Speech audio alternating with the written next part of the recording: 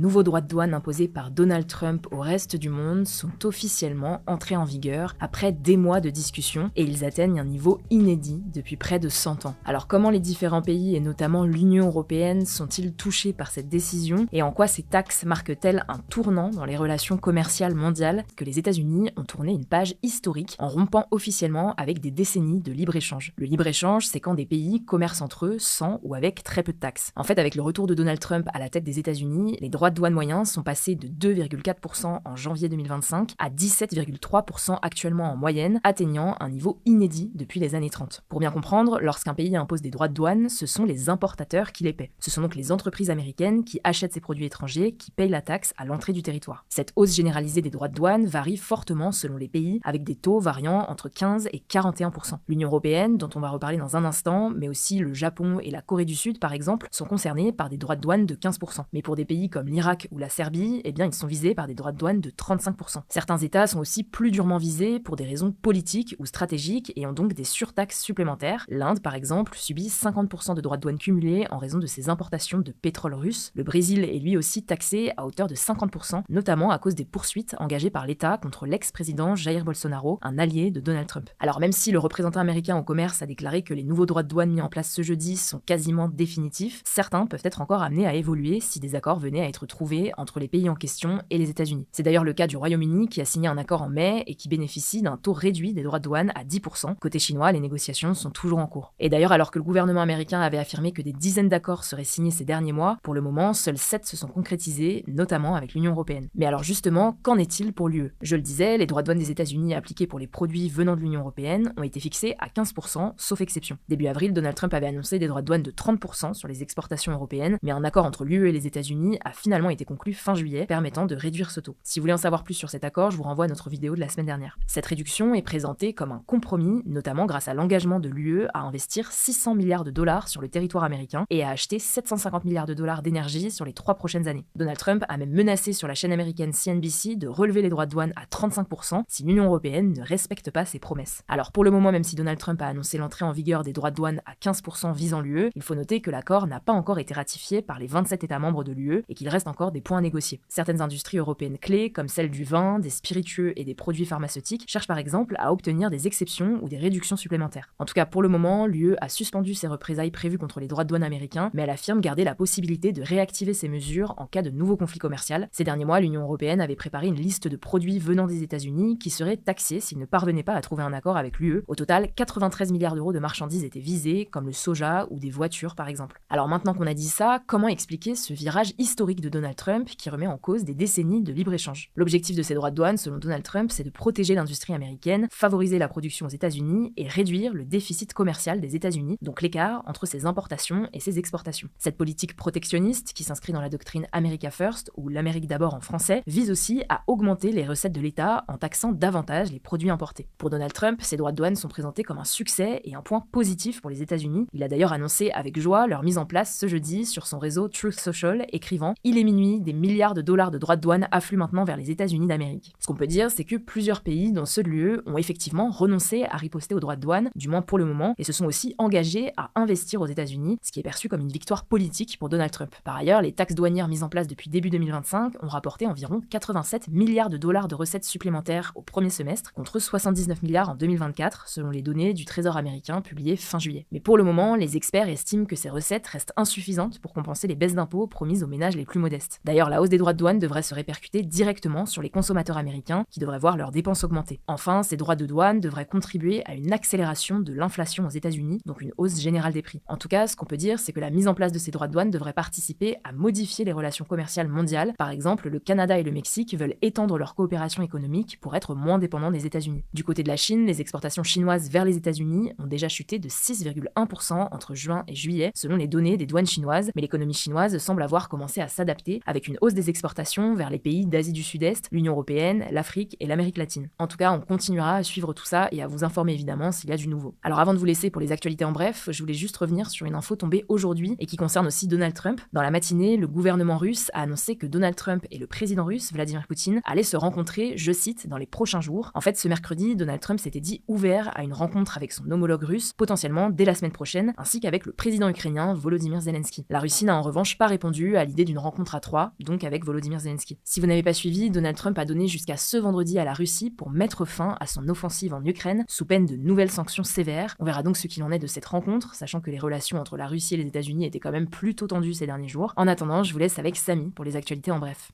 Merci Blanche et bonjour à tous, on commence avec cette actu. Emmanuel Macron a appelé le gouvernement à officiellement suspendre l'accord de 2013 avec l'Algérie qui permet aux détenteurs de passeports officiels et diplomatiques, par exemple les militaires ou les diplomates, de voyager entre les deux pays sans visa. C'est ce qu'il a déclaré ce mercredi dans une lettre adressée au Premier ministre François Bayrou dévoilée par le journal Le Figaro. Ça faisait déjà quelques mois que les deux pays s'accusaient mutuellement d'avoir mis cet accord sur pause, notamment depuis un renvoi réciproque de diplomates en mai dernier. Alors pour justifier cette décision, Emmanuel Macron a évoqué les emprisonnements en Algérie de l'écrivain franco-algérien Boualem Sansal, condamné à 5 ans de prison ferme, notamment pour atteinte à l'unité nationale, et du journaliste français Christophe Glaise, condamné à 7 ans de prison pour apologie du terrorisme. Emmanuel Macron reproche aussi à l'Algérie de ne pas accepter de reprendre ses ressortissants que la France veut expulser, ce qui bloque les renvois. Bref, globalement, le président souhaite que la France agisse, je cite, avec plus de fermeté et de détermination vis-à-vis de l'Algérie, et les tensions entre les deux pays ne semblent en tout cas pas s'améliorer. En tout cas, l'Algérie a répondu ce jeudi après-midi en accusant la France de n'avoir procédé que par injonction, ultimatum et sommation depuis l'été 2024. Si jamais le sujet vous intéresse, on en a fait une vidéo sur la chaîne Hugo Décrypte grand format, on vous met le lien en description. Deuxième actu, au Liban, le gouvernement a annoncé ce mardi la préparation d'un plan pour désarmer le Hezbollah d'ici à la fin de l'année 2025. Le Hezbollah, c'est un parti politique islamiste libanais, mais aussi une organisation armée classée comme terroriste par de très nombreux pays, et ils soutiennent notamment le Hamas à Gaza. Ce plan s'inscrit donc dans le cadre de l'application du cessez-le-feu conclu le 27 novembre sous la médiation des États-Unis, qui prévoit que seules 6 forces militaires et sécuritaires officielles, dont l'armée libanaise, soient autorisées à porter des armes au Liban. Certains opposants du Hezbollah au Liban, comme le Parti des forces libanaises ou le parti chrétien Kataeb, ont salué une décision historique. De son côté, le Hezbollah a fermement rejeté cette décision. Il accuse le gouvernement libanais d'avoir commis, je cite, un péché grave, affirmant que ce plan sape la souveraineté du Liban et donne les mains libres à Israël d'agir librement sans dissuasion. Le Hezbollah a déclaré qu'il ferait comme si cette décision n'existait pas. En réaction, l'Iran, le principal allié du Hezbollah, a annoncé qu'il soutiendrait toute décision prise par le mouvement. Troisième actu, le Rwanda, un pays situé en Afrique de l'Est, a conclu un accord pour accueillir jusqu'à 250 migrants en situation irrégulière expulsés des États-Unis, peu importe leur nationalité, selon le gouvernement rwandais. L'accord a été signé en juin à Kigali, la capitale du pays, et selon un responsable rwandais resté anonyme, les États-Unis auraient déjà transmis aux autorités rwandaises une première liste de 10 noms. Il faut savoir que le Rwanda avait déjà signé un projet similaire avec le Royaume-Uni en 2022 qui avait finalement été abandonné avant son entrée en vigueur, mais pour cet accord avec les États-Unis, le pays précise qu'une des conditions de l'accord était qu'il puisse avoir la possibilité d'approuver chaque personne proposée pour la réinstallation. Selon la porte-parole du gouvernement, les personnes expulsées bénéficieront d'une formation professionnelle, de soins de santé et d'un logement pour démarrer leur nouvelle vie au Rwanda. Donald Trump, lui, avait promis lors de son discours d'investiture le 20 janvier dernier d'expulser des millions d'immigrés présents illégalement sur le territoire américain vers des pays tiers, dont certains sont considérés comme des criminels. Plusieurs pays d'Afrique, comme le Soudan du Sud et le royaume d'Eswatini, ont déjà reçu certaines de ces personnes expulsées ces dernières semaines. Et on termine avec cette actu, le gouvernement italien a donné son accord pour commencer la construction du plus long pont suspendu du monde qui doit relier la Sicile au continent, et plus précisément la pointe de la botte italienne. Ce pont va s'appeler le pont de Messine, il aura une partie suspendue de 3,3 km et 3,7 km au total, et son coût est estimé à 13,5 milliards d'euros. Selon la première ministre italienne Giorgia Meloni, c'est un symbole d'ingénierie de portée mondiale. Il sera composé de 2 tours de 400 mètres de haut, au centre 2 voies ferrées et 3 voies de circulation de chaque côté. 6000 voitures et camions pourront traverser le pont chaque heure et 200 trains chaque jour. L'objectif affiché, c'est d'apporter une croissance économique et des emplois à 2 régions italiennes pauvres, la Sicile et la Calabre. Les travaux devraient débuter entre septembre et octobre et le pont sera achevé d'ici à 2032. Mais ce pont pose plusieurs problèmes, de nombreux professionnels jugent notamment le projet risqué, étant donné sa position dans une zone sensible au tremblement de terre. Certains locaux estiment aussi que l'argent pourrait être utilisé ailleurs, comme pour la réparation des routes en mauvais état. Et enfin, plusieurs associations et ONG dénoncent aussi le fait que ce pont devrait traverser plusieurs zones sensibles, ce qui menacerait des écosystèmes marins et la migration de centaines d'espèces d'oiseaux. Merci beaucoup Samy pour ces actualités et merci à vous